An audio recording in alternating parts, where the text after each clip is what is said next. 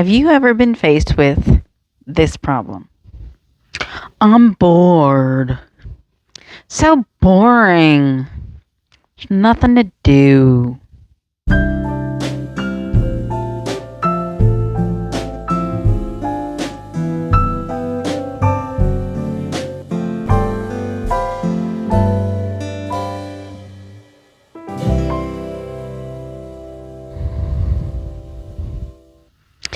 Hello, and welcome once again to Yoga for Kids and Their Adults. My name's Tony. I'm here at Me Time LLC, a massage and yoga studio here in Troy, Alabama. This program is sponsored in part by the Charles Henderson Child Health Center. They are a pediatric physician and dental office taking care of children from birth to age 19. They fund this program through a grant that they receive from the Children's Trust Fund, whose purpose is to prevent child abuse and neglect. So, welcome back to our yoga routine. And if you've dealt with that issue before, having your kids say that they're bored, there's nothing to do, and if you've been telling your parents, I'm bored, there's nothing to do, this is your routine. This is yoga for when you're bored. And normally that happens when you are either away from home or maybe the grocery store or even in the kitchen trying to help mom out and making dinner. So I have a little counter and I'm, wearing my shoes because this is going to be something that you would do outside or at the store or pumping gas. That way you're not bored to tears. All right. And my little boy's always bored. Oh, it's so boring going to the store. So what we've started to do is do things like try to take a breath, try to stretch, try to move, try to sneak some yoga in and become yoga ninjas. So all you're really going to need is yourself today. You don't need a mat. You don't need You don't need a chair. You don't really need any props. Just use what's around you. And if you happen to have like a counter or a shopping cart or some kind of ledge nearby, you can use that when we go towards the ledge activities. Okay? So if you are ready to join me in not being bored, let's begin. First, we're going to start with a breathing exercise. So what we're going to do is find your breath. To do that, you have to feel the movements of your breath. All right. If you're able to, go ahead and just stand there or sit down and pay attention to your breath and see if you can feel the movements of your breath. Your chest expands and moves up. Your belly draws down. You exhale and everything kind of collapses inward towards the center. If you can't quite feel it, you can place your hand on your chest up here and your other hand on your belly and feel as they move apart as you breathe. Now, if you happen to be in the grocery store when you're trying to feel your breath, it's okay if people look at you a little weird because they don't understand you're not bored anymore. So just breathe in and breathe out. And you can even do this while you're walking. Breathing in, breathing out, breathing in, breathing out. And while you're doing this, your hands are not all over the place. Isn't that amazing? This is a win-win for parents and kids. So you're breathing, you're not bored, you're finding your breath, you're feeling the movements, you're becoming mindful about what's going on in your body. And then when you stop to look at things, maybe you're in the grocery store and there's a shelf over there, you can always put your hands on the shelf, put your feet together, and stretch in a nice little forward fold. This is an adaptation of the forward fold or even like the downward facing dog where your hands would normally be on the floor. Just put your hands on the shelf, try not to knock things off, and just stretch down.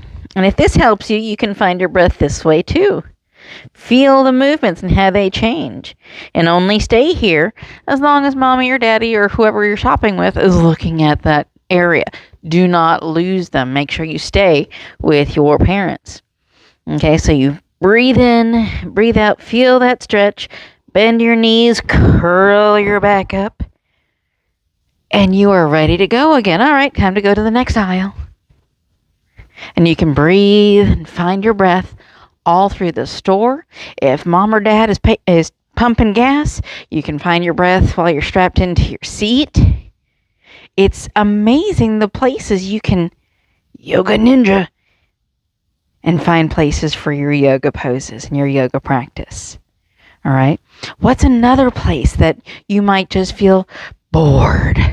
Well, in the kitchen. All right. When I have my little boy try to help me with kitchen, he gets so bored. All right. So again, you can place your hands on the counter, feet together, and bend forward, letting your head kind of sneak down here and letting your whole back just relax and feel that stretch on the back of your legs. Just a couple deep breaths. And then again, you bend your knees, curl and pull from your hips to bring your whole body upright again. Then you find your breath. Find your breath. This is an easy thing you can do. Walking, sitting, standing still, sitting down on the floor, standing up. Any place that you need a moment to just not be bored, see if you can find your breath. Okay? Now, another thing you can do while you're, waiting on someone else or you're just bored out of your mind is you can try some balance poses. Okay? Now, a really easy one to do is tree pose. And you start off in your mountain pose with your feet under your hips under your shoulders, and your head upright, your arms at your side. You shift over to one side, lift the other foot, turn the knee out, bring the flat of your foot to the inner portion of your standing leg, and then you bring your hands to prayer at heart center. And as long as you're standing like this, no one's really going to look at you too funny. But if you want to bring it all the way up and get that nice yoga stretch in there, you might have a couple people stop and look, but that's okay. Because you are not bored anymore, and you are keeping quiet, and you are focusing inward, and you are getting your yoga on.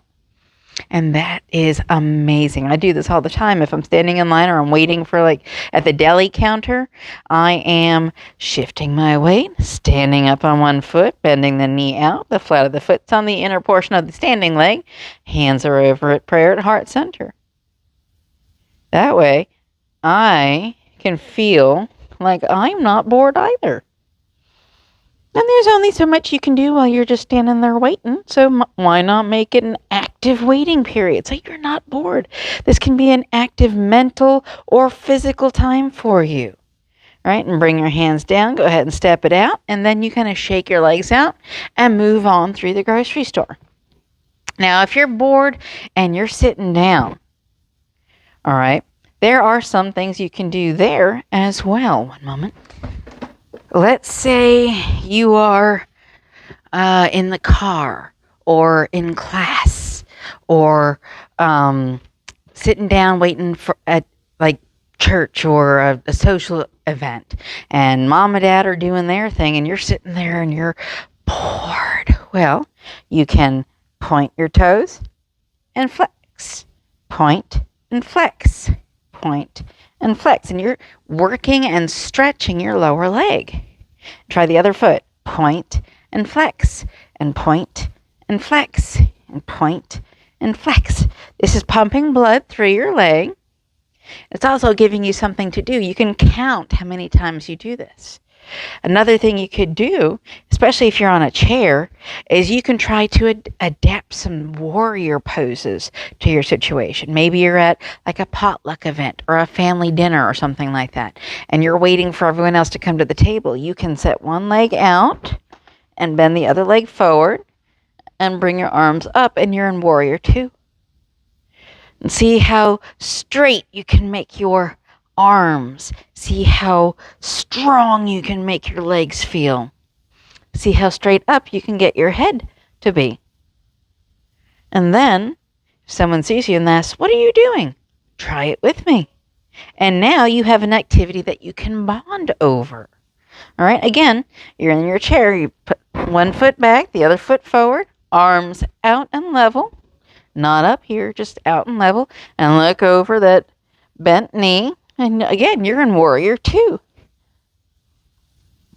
Now, I might not recommend this particular one for class unless it's like recess time and it's raining and you have to sit in your seat anyway. So this at least will get you moving and using some of that energy you got pent up in there. Go ahead and bring your arms and legs down.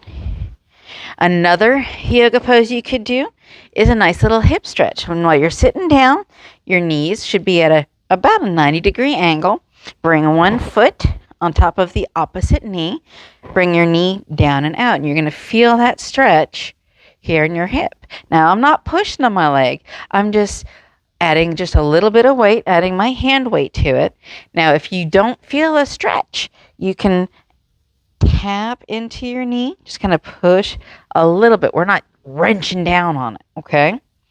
Now, if that's still not getting a stretch, you might be tight in the opposite group of muscles.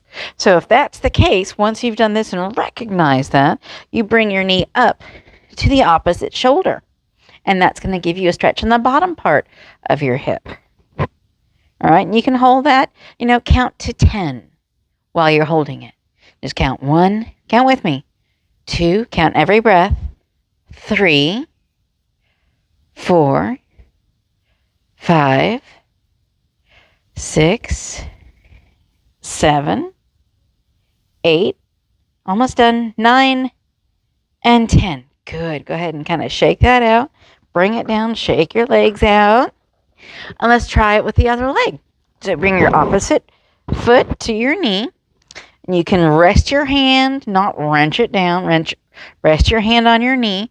Make sure it's allowing your knee to gently open, to gently stretch. We're not trying to break ourselves here, just trying to eliminate boredom. And again, you count your breaths. You can do 5 breaths. You can do 10 breaths. Whatever will keep you entertained for that time that you have. And then, once you've done that, again, you would pull your knee up to the opposite shoulder. My legs aren't very long, so they don't quite reach that far. And it's okay if yours don't either. That's okay. You can just feel that stretch in the bottom of your hip over here. And you count every exhale. So inhale, exhale, 1. Inhale, exhale, 2.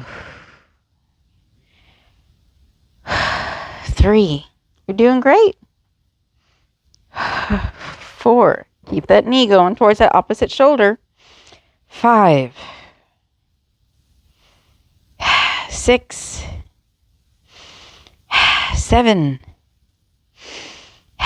8. 2 more. 9. 10. Go ahead and shake it out. Bring it down and shake them out. And if you need a couple more points and flexes, go ahead and do that with your feet together as one. And you can hold on to the chair so that you can just lift your feet as you need to. Now, if you have space and time and it's not going to get you in trouble, you could even bring your feet out and in and out and in. This is great if you're in the car and your feet don't quite reach the floor. You can bring your feet out and in and have a little yoga workout right in the back. Keeps you from being bored. And then once you're done, you sit up and try to stretch all the way down in a nice forward fold. Now, if you can reach your feet from here, that's great. If not, just wave at them, let them know you'll see them soon. And then roll your back up. And there, you've just been not bored for a minute. And sometimes that's all you really need. The car stops, you're at a red light, oh, it's boring. You just need a minute. So you point and flex or kick and kick. You can even bring your hands to prayer at heart center. Inhale up, exhale down. Try that for about 5 breaths with me. Inhale up, exhale down. If you're a kid, you can do this in just about any vehicle. Inhale up, exhale down. Now, if you're an adult, this might not work for you. So you might try to inhale out, exhale in. Very good. Inhale out, exhale in. Now, sometimes folks might have longer arms than little old me does. So if you're sitting in the front, try to aim for the windshield. not the dashboard. That way you have a little extra space. Now, kids, if you're still doing this, that's great. If your arms are longer, you can also do this, breathe out or bring your arms out and then in. Last time, and bring yourself to stillness. Now, what's another time that kids tend to be bored? Maybe you're at a sports game and, mom and dad are cheering, maybe sister or brother are playing, and you're out there just, well, what do I do to entertain myself? Maybe you need some standing yoga poses. So, there's always an end to the bleachers where people are sitting at sports events, right? So you come out to the bleacher, make sure you can reach it. And you're going to turn your foot towards the bleacher. In fact, turn both feet towards the bleacher. You're going to bring your arms up overhead. And then, all together, you're going to bring your arms forward to the bleacher while your leg comes up behind you. And you are doing Superman or Warrior 1. No, sorry, Warrior 3. There we go. And you can stretch and hold it as long as you can. See how long you can hold it before your leg gets all wobbly. See if you can keep your hip down and flat. See if you really even need the bleachers to do this. And then all together, go ahead and come back up. Bring your hands down. Let's do the opposite side now. Again, you want your standing foot to be closer to the bleacher. You're going to bring your arms up overhead. And then all together, like your one unit, bring your arms down to the bleachers and your foot up behind you. And you are doing your Superman pose, your Warrior 3 pose. And again, see if you can stand there and see how long it takes for your leg to get all wobbly and weak. Or you might even try some kickbacks while you're there. Throw a little tail wagging. But either way you do it, you're not bored anymore. Just see what your body can do. And then again, all is one. Come back up and lower your arms. Sometimes you're bored when you're outside playing, or maybe it's a barbecue, and you're outside and you're like, okay, well, everyone else is doing that over there, and I don't want to do that. I'm bored. This is where, again, you can find your breath, but this time try sitting down on the ground, assuming that there's no ant beds around, okay? And just make sure it's safety first, folks. So come on down to the ground. Get into your crisscross applesauce pose and sit upright, making sure that your back is long and lean, long and tall. All right, again, bring your hand to your chest and your belly and find your breath.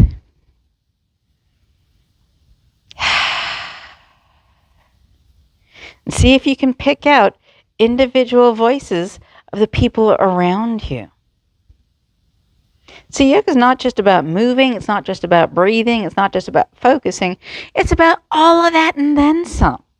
So you can use your breath as a tool. You can use your focus as a tool. You can use your body as a tool to keep yourself from being bored.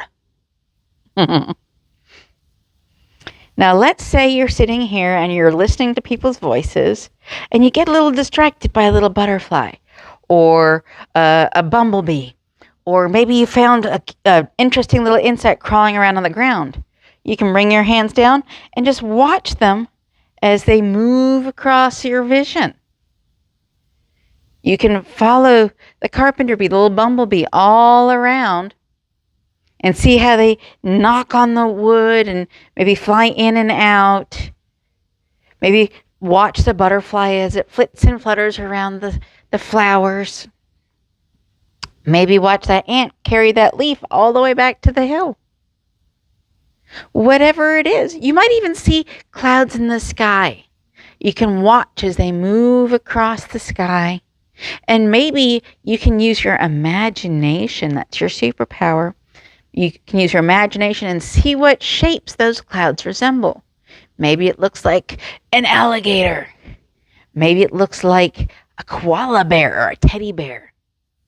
Use your imagination and watch as those clouds roll by and imagine what they could be. And then once you have watched that cloud fade from sight in the distance, maybe there's another cloud coming by. Or maybe you can find some birds flying overhead. And you can watch as they fly, because sometimes they do little loops and they might dive down, or they might even fly down and rest on like a power line or a fence. Watch the bird. Bring your focus to that bird. Imagine what story they're telling themselves. Maybe they're looking for lunch. They're looking for a tasty worm or a little bug. Perfect for a bird.